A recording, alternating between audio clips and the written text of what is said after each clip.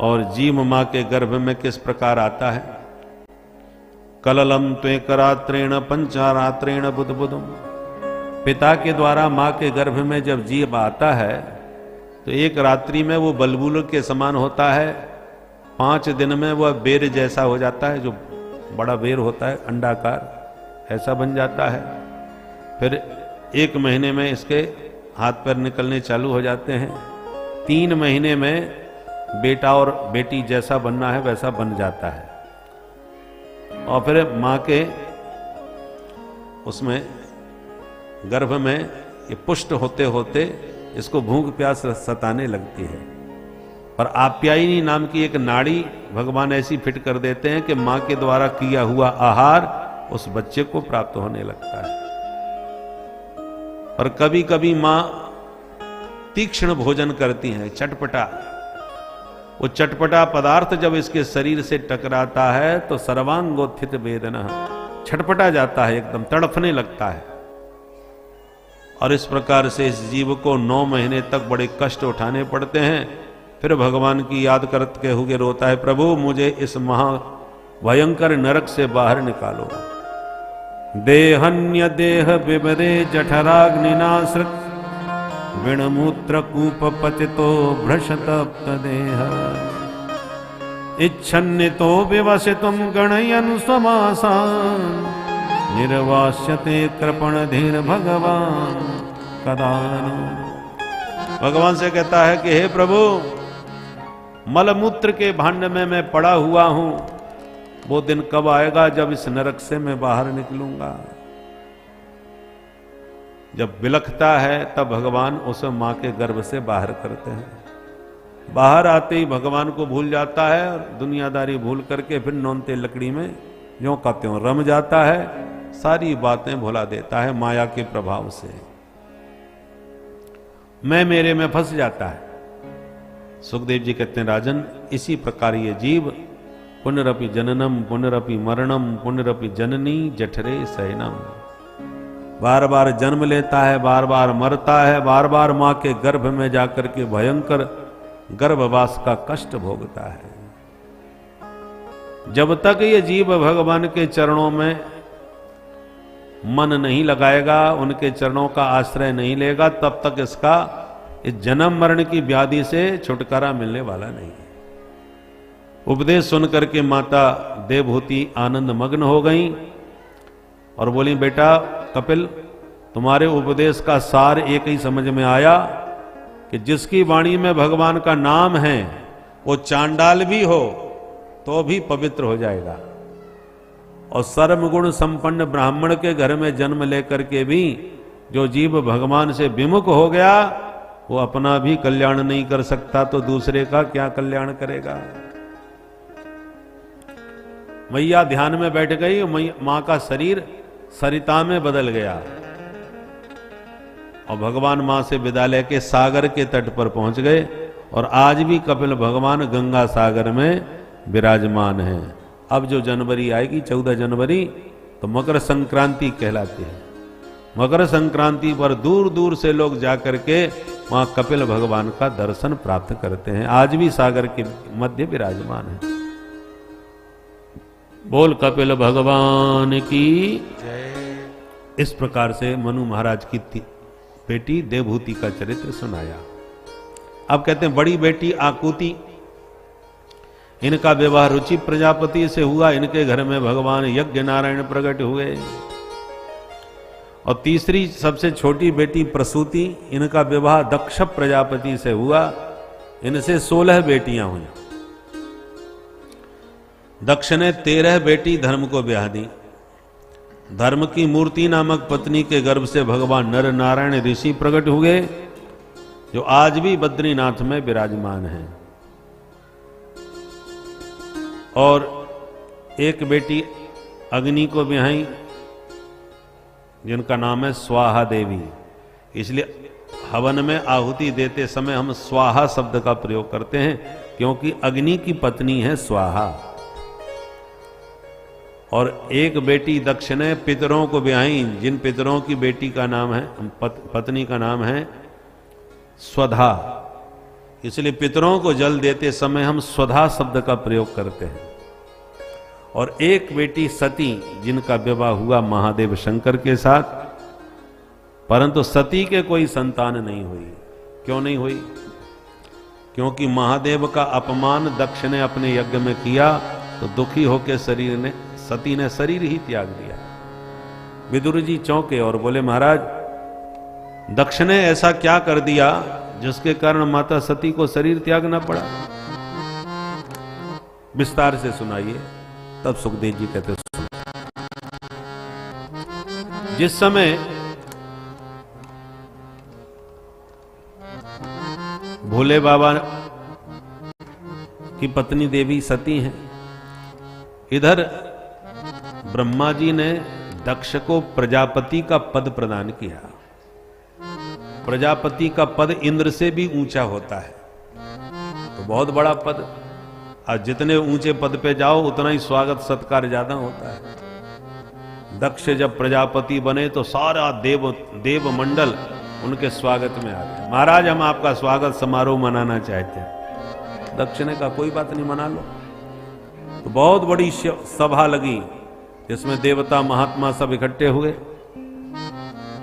परंतु जैसे ही दक्ष ने प्रवेश किया, सारी सभा ने खड़े होकर स्वागत किया।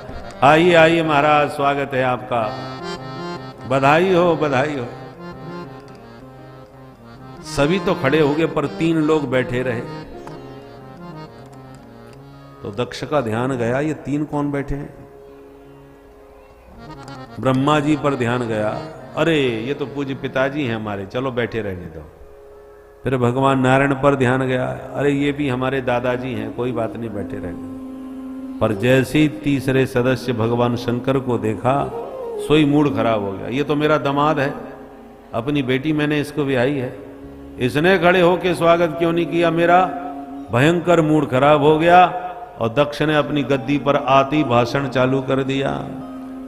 श्रूयताम ब्रह्म रसयो में सहदेवा सहाग्नय साधूनाम ब्रुवतो व्रक्तम न ज्ञाना न च मत्सरा।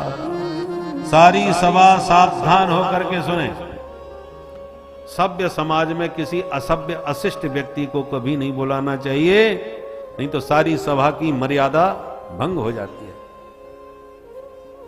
सब एक दूसरे का मुंह देखने लगे, यहां असभ्य कौन आ गया भाई? एक से एक दिग्गज लोग बैठे हैं।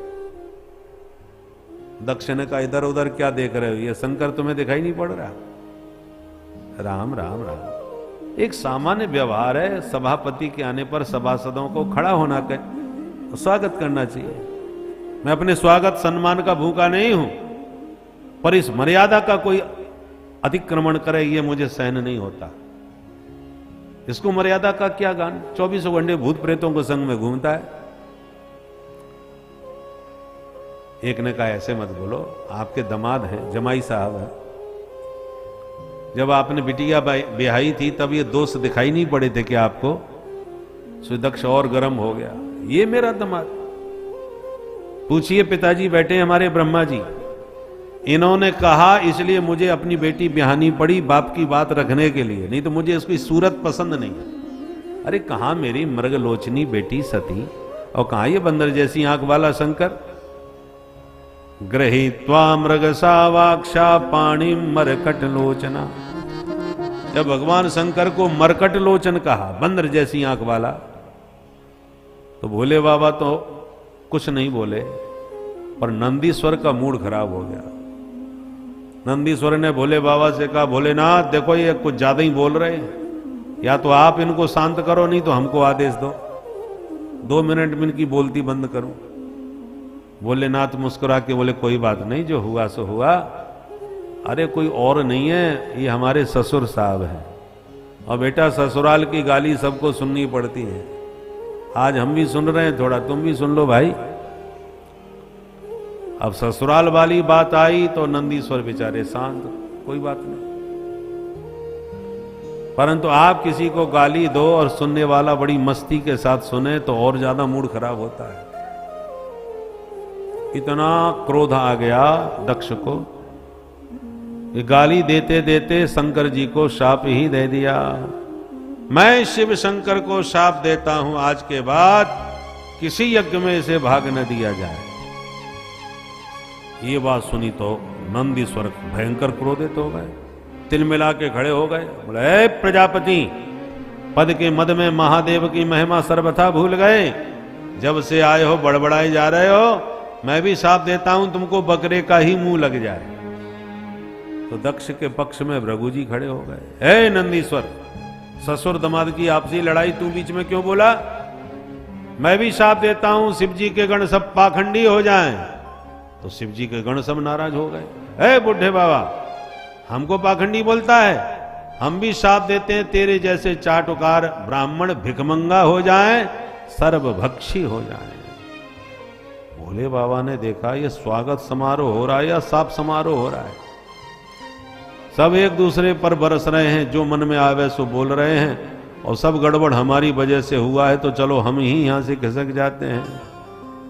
और भोले बाबा तुरंत अपने गणों को शांत करके वहां से चले गए। मामला शांत हो गया, परंतु दक्ष का क्रोध शांत नहीं हुआ। चला तो गया, और बाद में गंगा तट हरिद्वार में जाकर के बहुत विशाल यज्ञ दक्ष ने करवाया, और उस यज्ञ में सारे देवी देवता बुलाए, पर महादेव को निमंत्रण नहीं दिया। तो सारे विमान जब महादेव के ऊपर से गुजरे तो सती जी को बड़ा कौतूहल हुआ, इतने सारे विमान कहां जा रहे हैं। मन नहीं माना तो नीचे से आवाज लगा के पूछ दी, अरे बहनाओ, बड़ी बंठन के जा रही हो, कहां प्रस्थान हो रहा है? तो देवांगनाएं जो विमान में जा रही थी हंस के बोली, अरे बहन तू यहीं बैठी है अभी?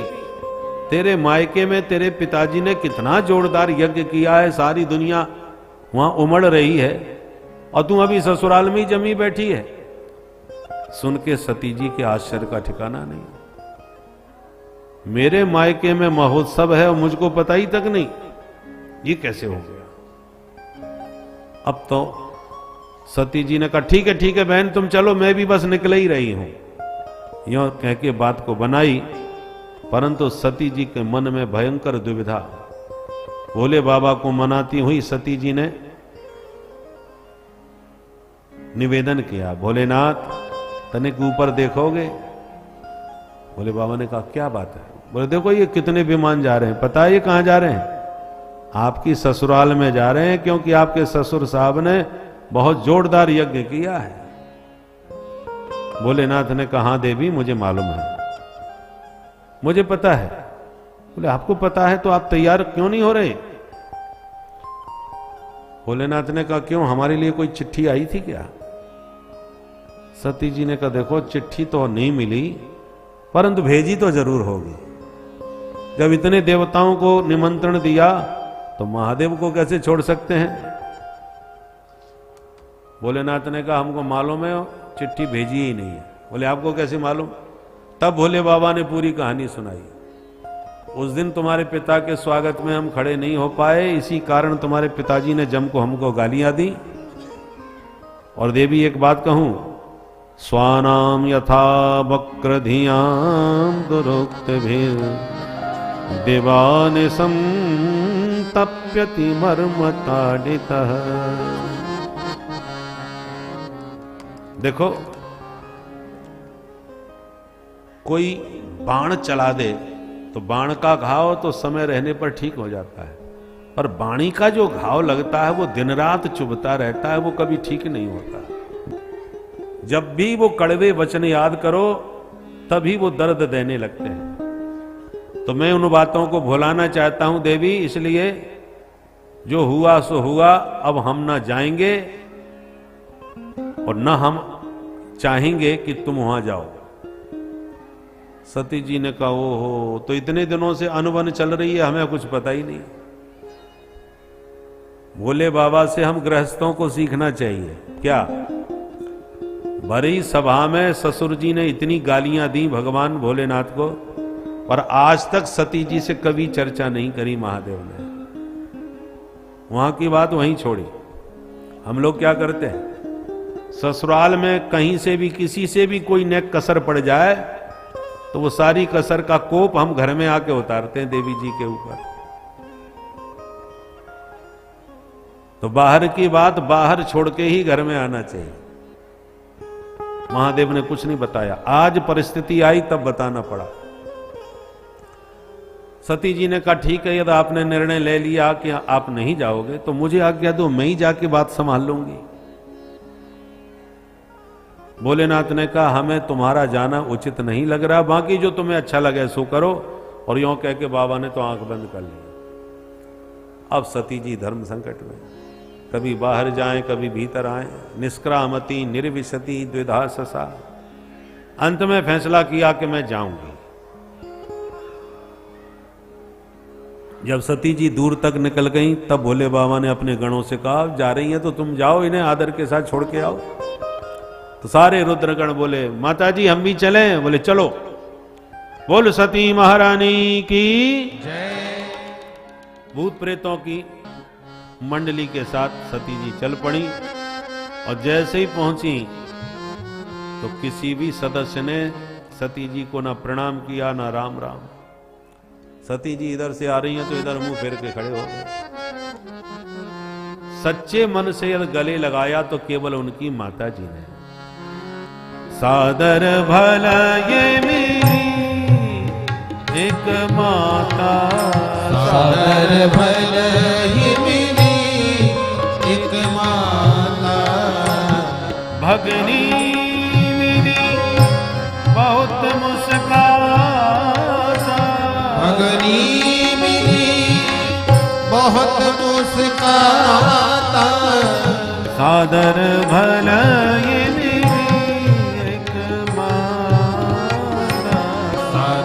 भला ये मेरी एक माता, सादर भला ये मेरी, भला ये मेरी, भला ये मेरी। बड़े प्यार से माता जी मिली। बहनें तो देख करके हंसने लगी, अरे ये बिना निमंत्रण के ये कैसे आ गए।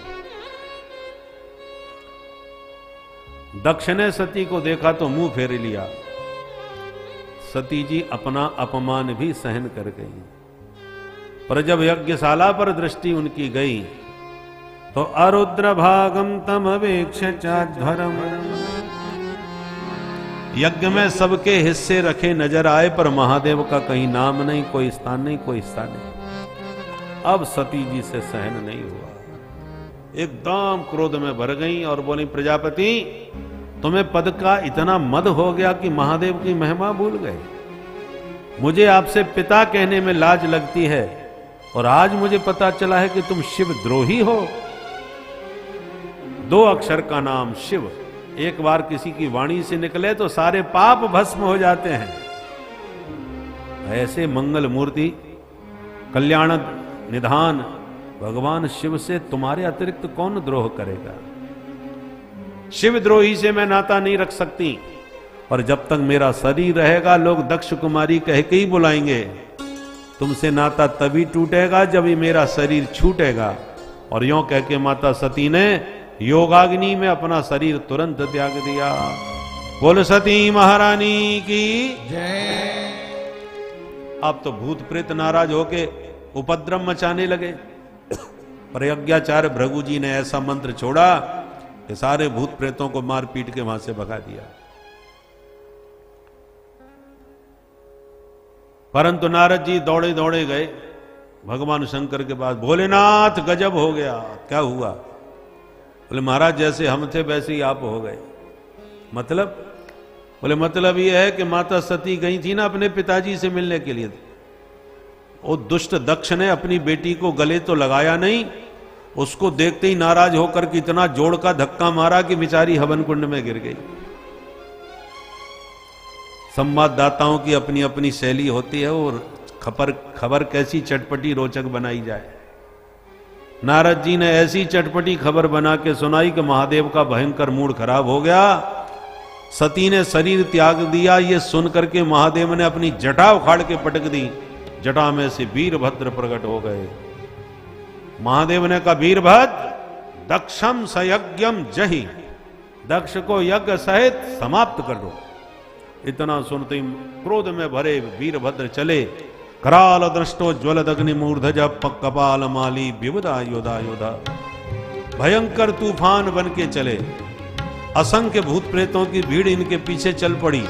भूत प्रेतों का शरीर वायु प्रधान, इसलिए इतनी भयंकर आंधी चली कि देवता जो यज्ञ कुंड में यज्ञ में हवन कर रहे थे वो घबरा गए, देखो देखो कैसी आंधी आ रही है। एक ने कहा आंधी तो नहीं, आंधी का कोई मौसम नहीं है, तो ये आंधी कैसी है? एक बोला ये आंधी वांधी कुछ नहीं है, हमें लगता है कहीं डकैती पड़ रही है, सो डकैत लोग भाग रहे हैं। दूसरा बोला कि डकैत तो हो नहीं सकते। क्यों नहीं हो सकते? बोले भैया इस समय बड़ा कठोर शासन चल रहा है, बड़े बड़े अपराधी स्वयं जेल में जाके अपने प्राण बचा रहे हैं, नहीं तो कब किसकी गाड़ी पलट जाए कोई भरोसा नहीं, इसलिए अपराधी नहीं हो सकते। क्योंकि जब राजा का दंड कठोर होता है तो वो दंड अपने आप धरती में घुस जाते हैं। बिल्कुल सूर्य का ताप तेज होता है तो सांप बिच्छू सब धरती में समा जाते हैं, और जब उनको अनुकूल वातावरण मिलता है तब निकल के बाहर आते हैं। इसलिए इस समय अपराधी नहीं हो सकते। तो ये मामला तूफान काय का है, और जब तक वो समझ पाते तब तक तूफान ने घेर लिया यज्ञशाला को। जो भूत प्रेत नजर आए देवता जोर से चिल्लाए भागो। वीरभद्र ने कहा पकड़ो, एक न जाने पावे। जिसने यज्ञ में भाग लिया है वो भाग लेके ही भागेगा यहाँ से। और जो भूत प्रेतों ने हमला किया सारे देवताओं को बंदी बना लिया, यज्ञ की बल्लियां उखाड़ डाली, कोई भंडार गृह में घुस गया, कोई खीर की कढ़ाई में कूद कूद के हर हर महादेव सारा भंडारा चौपट कर दिया। बल्लियां यज्ञशाला की उखाड़ फेंकी, सारे देवताओं को बांध लिया, बंदी बना लिया। भृगु जी की दाढ़ी पकड़ के एक झटके में उखाड़ दिया, हवन में स्वाहा। पूषा देवता के मुंह में मुक्का मारा, उसकी बत्ती सी बाहर आ गई। भग देवता की दोनों आंखें नोच डाली, और अंत में दक्ष को पटक कर मुंडी मरोड़ कर सिर उखाड़ करके दक्ष का हवन कुंड में स्वाहा। बोल शंकर भगवान की। सारा यज्ञ विध्वंस करके भाग गए। अब देवता बेचारे रोते रोते ब्रह्मा जी के पास गए, हे विधाता बड़े बड़े यज्ञ देखे पर जिंदगी में ऐसा यज्ञ कभी नहीं देखा। ब्रह्मा जी ने कहा बिना विचारे जो करे सो पाछे पछताए। यज्ञ में भाग मुझे भी मिला था पर मैंने नहीं लिया, मैं नहीं गया, क्योंकि नारायण भी नहीं गए। कारण केवल एक ही था कि महादेव को नहीं बुलाया। तो जब हम ब्रह्मा विष्णु महेश तीनों ही उस यज्ञ में नहीं गए तो तुम लोग क्यों गए? सारे देवता कान पकड़ के बोले महाराज अब खाई सो खाई, आगे खाए तो राम दुहाई।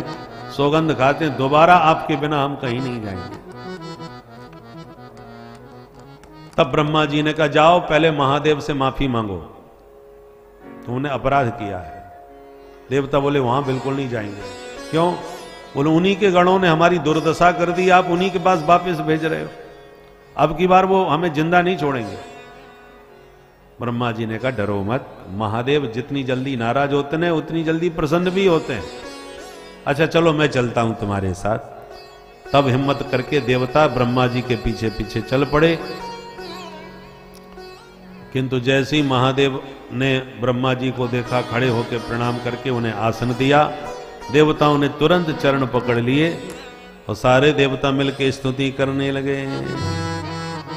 कर्पूर गौरम करुणावतारम कर्पूर गौरम करुणावतारम संसार सारम भुजगेन्द्रहारम संसार सारम भुजगेन्द्रहारम सदा वसन्तं हृदयारविन्दे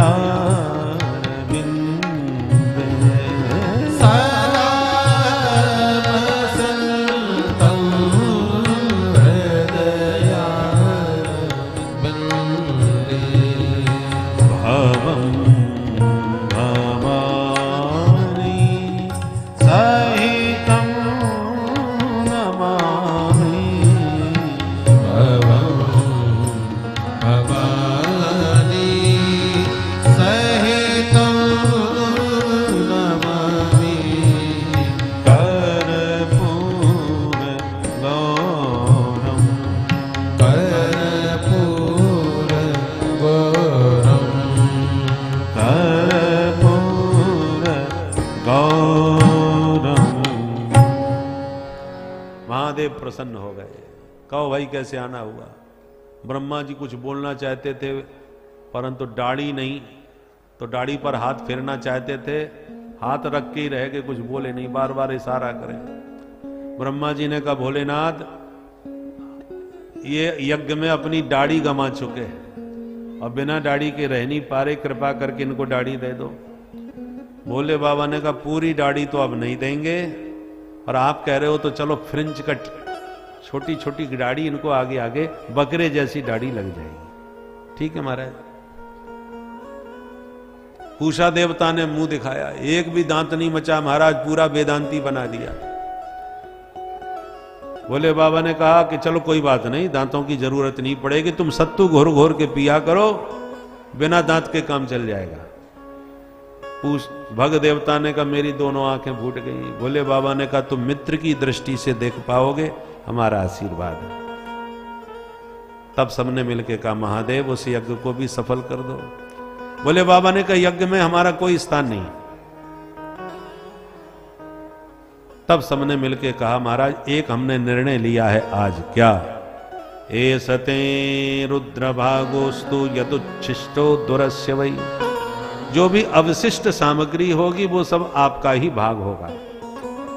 अच्छा, भोलेनाथ खुश हो गए, जोई राम सोई राम, जो बचे वही सही, चलो चलते हैं। यज्ञशाला में आए, बोले बुलाओ यजमान। बोले यजमान का धड़ तो ये रखा है, हमारा सिर स्वाह हो चुका है, अब बोलो क्या करें। तब भोले बाबा ने कहा बकरे का मुंह जोड़ करके दक्ष को पुनर्जीवित कर दिया। जैसे दक्ष जीवित हुए महादेव के चरणों में प्रणाम करके स्तुति करने लगे, पर मुंह बकरे का था तो बकरे की भाषा में बम बम बम बम करने लगे। भोले बाबा को हंसी आ गई, हमारे ससुर जी की पूरी भाषा ही बदल गई। इसलिए आज भी शिव जी की पूजा करने के बाद भक्त लोग बम बम बम बम जरूर बोलते हैं, बकरे की तरह, क्योंकि बम बम बोलते ही भोले बाबा को अपने ससुर जी की याद आ जाती है। बोलो होदेश्वर महादेव की जय।